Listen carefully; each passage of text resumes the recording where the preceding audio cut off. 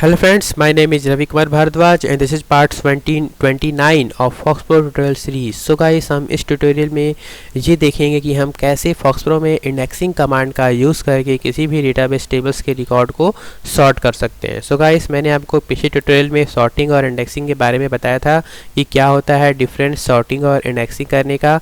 वैसे ही सॉर्टिंग और इंडेक्सिंग दोनों सेम कमांड है.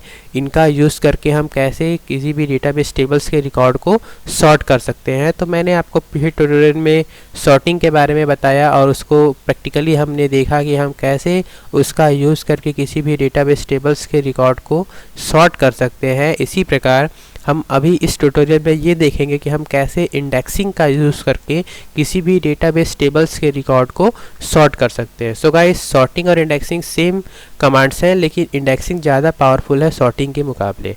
सो गाइस, हम देखते हैं कि कैसे इंडेक्सिंग का यूज़ कर सकते हैं. तो इंडेक्सिंग को यूज़ करने के लिए भी हमारे पास डिफरेंट वेज होते हैं, जिसकी सहायता से हम इंडेक्सिंग का के ऊपर उसके यूज़ करके उस पर रिकॉर्ड्स को सॉर्ट कर सकते हैं.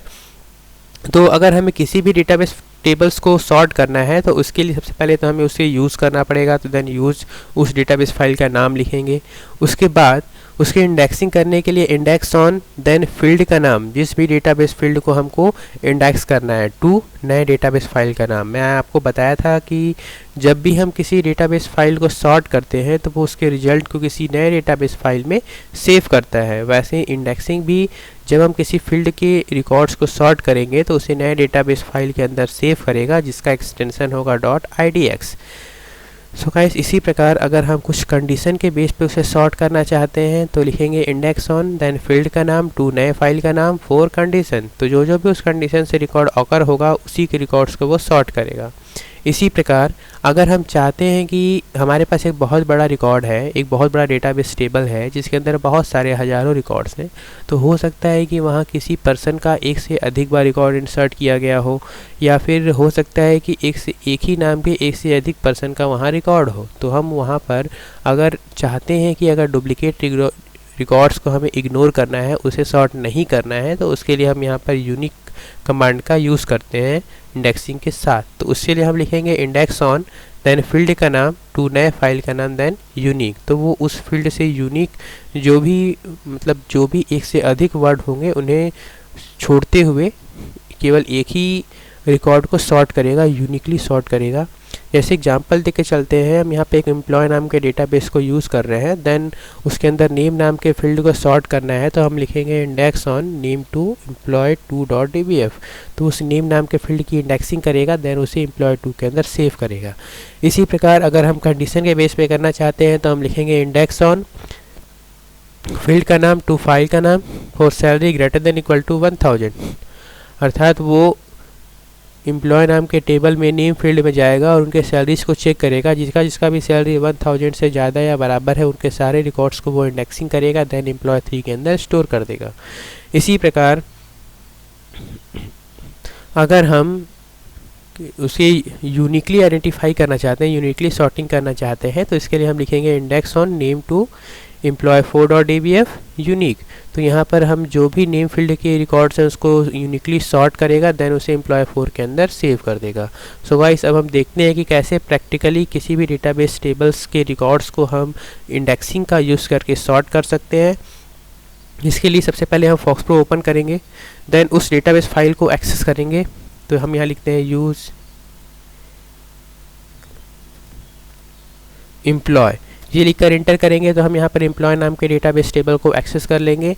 यहाँ पर टोटल अभी 6 रिकॉर्ड्स हैं. अभी हम यहाँ देख लेते हैं कि इसके अंदर क्या क्या रिकॉर्ड्स हैं. तो इसके लिए हम यहाँ पर लिस्ट कमांड का यूज़ करेंगे, देन इंटर. तो आप देख रहे हैं यहाँ पर टोटल अभी 6 रिकॉर्ड्स हैं हमारे पास.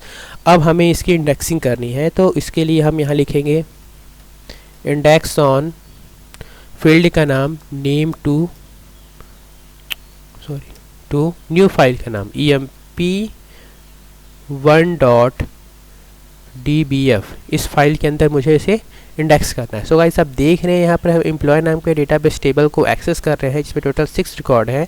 तो हमें क्या करना है कि एम्प्लॉय नाम के डेटाबेस टेबल से नेम नाम के फील्ड के रिकॉर्ड को सॉर्ट करना है और उसे एम्प्लॉय 1 के अंदर स्टोर करना है. तो हम लिखेंगे इंडेक्स ऑन फील्ड का नाम, टू न्यू फाइल का नाम, देन dbf, देन इंटर. जैसे इंटर करेंगे तो आप यहाँ देख रहे हैं 6 रिकॉर्ड इंडेक्स्ड, मतलब यहाँ पर 6 रिकॉर्ड इंडेक्स हो चुका है। सो गाइस जैसे हमने पिछली ट्यूटोरियल में देखा था कि जब हम किसी भी रिकॉर्ड को सॉर्ट कर रहे थे देन उस डेटाबेस के अंदर जा करके रिकॉर्ड को देख रहे थे, क्योंकि वो उसे नए डेटाबेस फाइल में सेव कर रहा था। लेकिन हमें इंडेक्सिंग का जब हम यूज़ करते हैं तो हमें इस डेटाबेस फाइल के अंदर नहीं जाना होगा, हम यहाँ डायरेक्ट डिस्प्ले ऑल या लिस्ट कमांड का यूज़ करके आउटपुट को देख सकते हैं। इंटर करते हैं तो आप देखेंगे कि सारे रिकॉर्ड्स यहाँ सॉर्ट हो चुके हैं, जो कि पहले सुरेश, राहुल, सूरज, मुकेश, धनंजय, मुकेश था, जो कि अब धनंजय, राहुल, सूरज, सुरेश, मुकेश और मुकेश के नाम से सॉर्ट हो गया है। सो गाइस ऐसे हम इंडेक्सिंग का यूज़ करके सॉर्ट कर सकते हैं। इसी प्रकार अगर हमें कुछ कंडीशन के बेस पे इसे सॉर्ट करना है तो इसके लिए हम यहाँ पर इंडेक्स ऑन देन फील्ड का नाम टू नए डेटाबेस फाइल का नाम यहाँ पर हम mp2 कर दे रहे हैं और इसके बाद यहाँ पर हम एक कंडीशन देंगे। कंडीशन के लिए 4, देन मैं कंडीशन देना चाहता हूँ सैलरी, उनका रिकॉर्ड्स को सॉर्ट करें जिनका सैलरी ग्रेटर देन या इक्वल टू हो 1000 से। तो ये लिखकर जैसे ही इंटर करेंगे तो आप देख रहे हैं यहाँ दिखा रहा है 5 रिकॉर्ड सॉर्टेड। तो इनमें से टोटल ऐसे 5 रिकॉर्ड थे 6 में से जिनकी सैलरी 1000 से ज़्यादा या बराबर थी, तो वो उनके 5 रिकॉर्ड्स को सॉर्ट कर दिया। अब हम इसे देखना चाहते हैं तो वापस से लिस्ट कमांड का यूज़ करके देख सकते हैं। तब देखेंगे टोटल यहाँ पर 5 रिकॉर्ड्स को डिस्प्ले करा देगा, जिसमें से 3 रिकॉर्ड पिछले विंडो में थे और 2 रिकॉर्ड यहाँ थे। हम वापस से इस कमांड का यूज़ कर देख ले रहे हैं। आप देख रहे हैं टोटल 5 रिकॉर्ड है, 1 2 3 4 और 5। यहाँ पर एक रिकॉर्ड ऐसा है जिनकी सैलरी 1000 से कम है, तो उसके रिकॉर्ड्स को डिस्प्ले नहीं किया है। आप इनके सैलरीज को भी देख सकते हैं, सारे सैलरीज 1000 से ज़्यादा थे।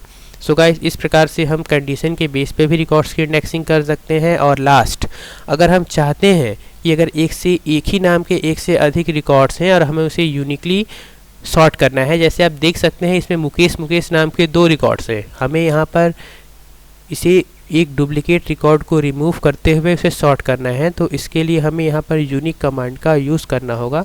तो इसके लिए हम यहाँ लिखेंगे इंडेक्स ऑन देन फील्ड का नाम टू नए डेटाबेस फाइल का नाम, तो एम्प्लॉय 3 कर देते हैं हम। देन यहाँ पर salary greater than equal to 1000 लिखा है, तो इसे मिटा कर हम यहाँ पर यूनिक की वर्ड का यूज़ करेंगे।